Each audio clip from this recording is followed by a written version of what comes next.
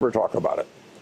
If these low interest rates prevail for 5 or 10 years, stocks, you'll look back and say stocks were very cheap. If interest rates normalize, you'll look back and say they weren't so cheap. So if you were a betting man, not that you are, but if you were a betting man, would you assume that interest rates will remain low in the United States for the next 5 to 10 years? They fooled me so far. So I've been wrong. I would have thought by now you'd have seen much more, much higher rates than we have now, which are essentially nothing.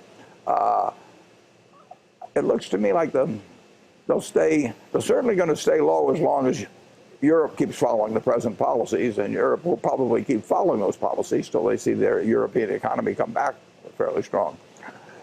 I don't know the answer to that, and I don't bet on it. What I do is if I had an easy way and a non-risk way of shorting a whole lot of 20 or 30-year bonds, I would do it. But that's not my game, and it can't be done in the kind of quantity that would make sense for us.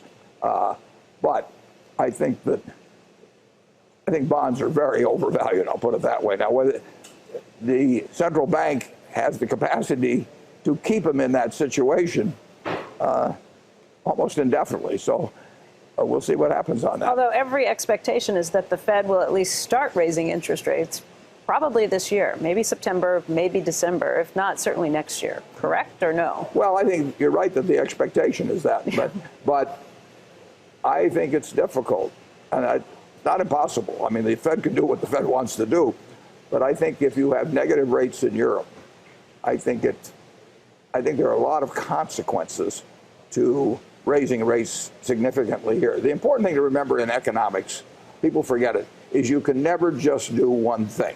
I mean, it's like physics. You cannot just change one variable and not have anything else change in the world. And when Poland borrows at negative interest rates, it has an effect on what we can do without changing export prices, all kinds of things. So, meaning that our rates look so much more attractive. People come flooding into our issues.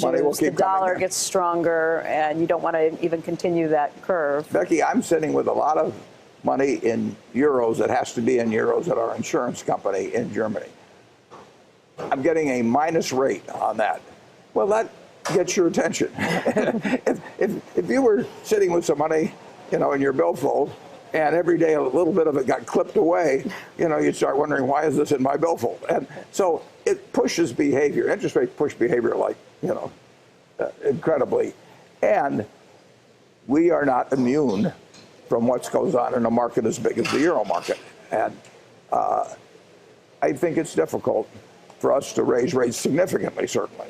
I mean, I cannot envision us, for example, having a 4% or something rate here with negative rates in Europe. Now, the gradations, you can argue as to how much effect they might have. But this is a very unusual situation, and I don't know how it plays out.